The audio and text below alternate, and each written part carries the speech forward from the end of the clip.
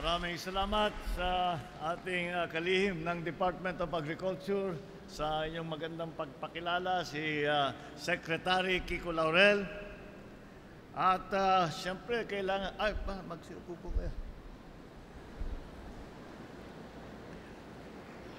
At siguro, hindi na pa kailangan ipakilala. At babatiin ko na lang ang idol ko, ang idol nyo, ang idol nating lahat, ang dating senador at babalik na senador, Senator Manny Pacquiao.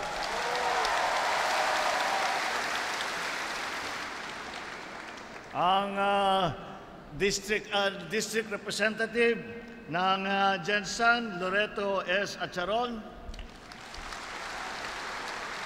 Kasama po rin natin dito ang iba't ibang mga department secretary sa iba't ibang departamento. Nangunguna na dyan ang Department of Social Welfare Development, Secretary Rex Gatchalian. Kasama din po natin ang Secretary ng DILG Secretary Benhur Abalos. Ang ating ang tumutulong po sa amin sa opisina ng Pangulo at siya ay naging special assistant, ngunit ang naging trabaho niya talaga ay ayusin lahat ng mga iba't ibang issue dito sa Southern Philippines, dito sa Mindanao, dito sa mga Barma provinces. Andito po Secretary Anton Lagdameo, Special Assistant to the President. Sarangani Province Governor Rogelio Pacquiao. At ang South Cotabato Governor Reynaldo Tamayo Jr. Nandito si Gob Jun.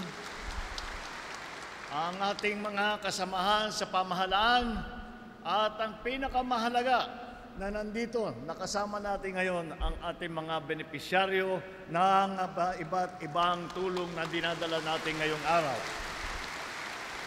Magandang araw po sa ating lahat. Maraming salamat po sa napakainit ng pagtanggap ninyo sa amin. Kasing init ng panahon, yung pagtanggap sa amin, malabis pa. Kaya may nagpapasalamat sa inyo muli. At kagaya ng sinabi sa atin, ibinida sa atin ng ating congressman, ay magpapasalamat din po ako sa inyong suportang ibinigay na buong loob na ibinigay sa nakaraang halalan, at ito po ay ang susukli po namin sa inyo ang talagang tunay na trabaho para tulungan at pagandahin ang buhay ng bawat Pilipino. Masayang-masaya po akong makabalik dito sa napakaganda at napakaunlad na Jensan. Malaki ang ambag ng General Santos City at South Cotabato sa ating food security.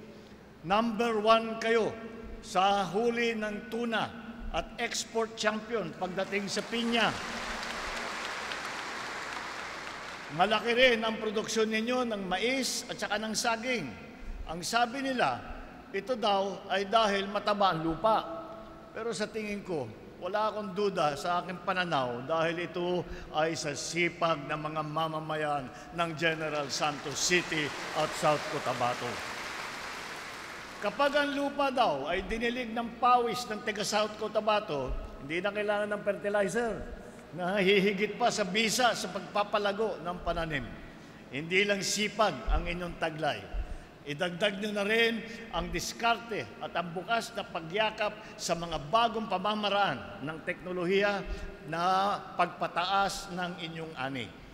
Kaya dapat lang alalayan kayo sa inyong bukal na layunin na paunlarin hindi lamang ang inyong mga pamilya, pero higit sa lahat ang inyong pamayanan. Kaya ang pagpunta ko rito ay hindi lang upang personal na magsabi na maraming salamat sa ating mga kaibigan dito sa Jensan at sa South Cotabato, pero upang magpahayag ng tiwala at magpamalas ng vote of confidence sa inyong kakayahan na makamit ang isang masagana at maaliwalas na bukas.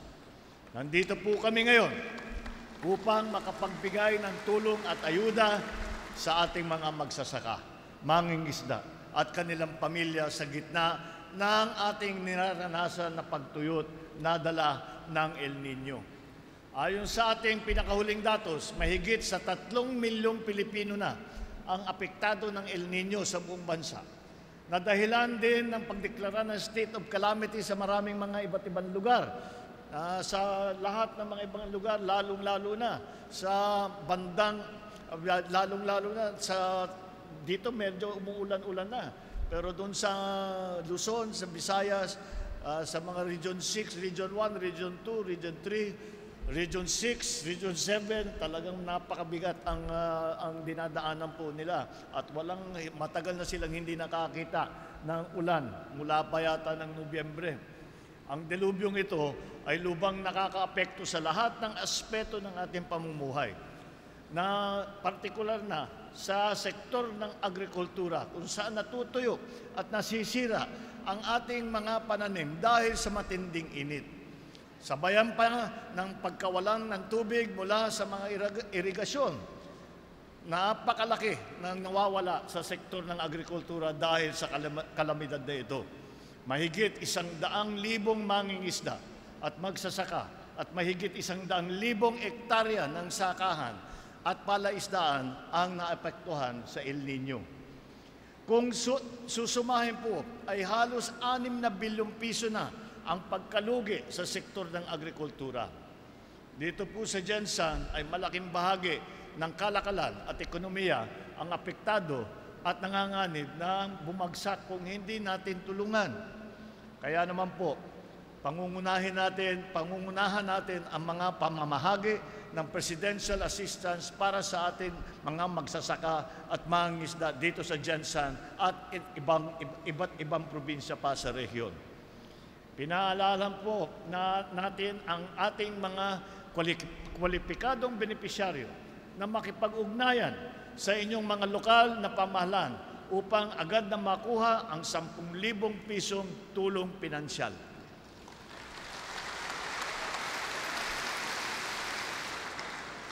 Ito po ay iba pa sa mga tulong na magmumula sa iba't ibang ahensya ng pamahalaan. Bukod sa ito po ay nanggaling po ito sa Office of the President. Dahil po, marami po tayong programa para tulungan. Meron tayo yung AIX, meron tayo yung TUPAD. Marami po tayong programa. Ngunit, sa pag-iikot ko at nakita ko, ay sabi ko, mabuti na meron tayong maibigay. Ngunit, napakahirap ang dinadanasan ng ating mga kababayan, lalo na nagsasaka, lalo na yung mga mangingisda.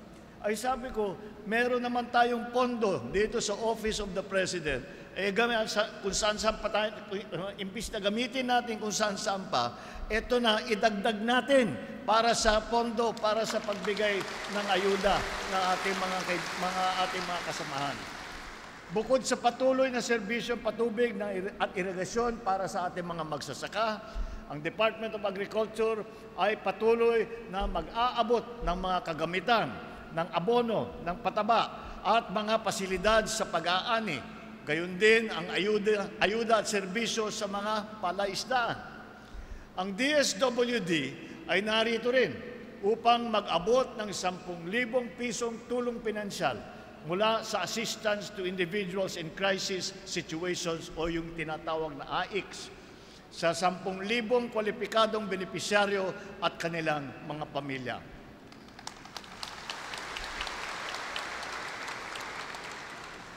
Maliban pa rito, 38 benepisyaryo naman na makakatanggap ng payout mula sa tulong panghanapbuhay sa ating Disadvantaged Displaced Workers o TUPAD program ng DOLE.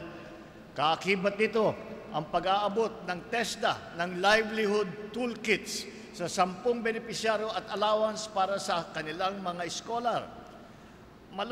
Malugod naman nating pinapasalamatan ang ating butihing House Speaker para sa 5 kilong bigas na ating ipapamahagi sa mga naririto ngayon. Sa ating pagkakaisa, tiyak ako na makakabangon tayo kahit anumang unos ang ating kaharapin. Dahil kilala natin ang ugali ng Pilipino. na matatag at pagiging maabilidad. Magtulungan po tayong lahat, kasama ang mga ahensya ng pamahalaan, mga lokal na pamahalaan, mga komunidad, upang malampasan natin ang mga pagsubok na ito. Ito na po ang epekto ng sinasabi nating tinatawag na climate change, na siyang nagdudulot ng matinding init, malalakas na bagyo, El Nino at La Nina. Isa lang po ang tinitiyak ko. Narito po ang inyong pamahalaan at hindi po kami magkukulang sa pag-aalalay sa inyo. Ang hiling ko lamang ay suportahan din ninyo ang pamahalaan upang maisakatuparan natin ang ating mga plano at programa. Gamitin po natin ng maigi ang mga ipinamahagi nating tulong ngayon upang mapag-ibayo ang inyong kabuhayan. Sama-sama po nating itaguyod ang bagong Pilipinas kung saan ang bawat Pilipino ay nakikilahok sa pagpabuti ng kalagayan ng lahat ng bawat Pilipino rin. Ito po ang aking sasabihin lamang at ipapangako sa inyong lahat. Hindi po ito minsanan lamang. Hindi po ito ginagawa na pagdating lamang na habang nandito ako. Ito ay isang programa na patuloy nating gagawin hanggat kinakailangan. At sana yung mga sa inyo na nangangailangan ng tulong, huwag po kayong nahihiya, huwag po kayong magdalawang isip.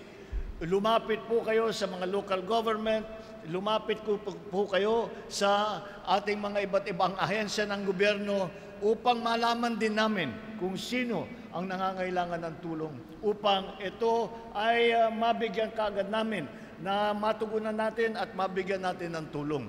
Yan po ay masasabi ko na maasahan po ninyo ang inyong pamahalaan. Asahan po ninyo na ang pamahalaan nasyonal ay nandito po. Kahit malayo kami at nasa Maynila kami, nakabantay po kami sa inyo at tinitignan po natin, tinitiyak po natin na kung sino man ang nangangailangan ng tulong ay mabibigyan ng tulong. Yan po ang unang katungkulan ng isang Pangulo.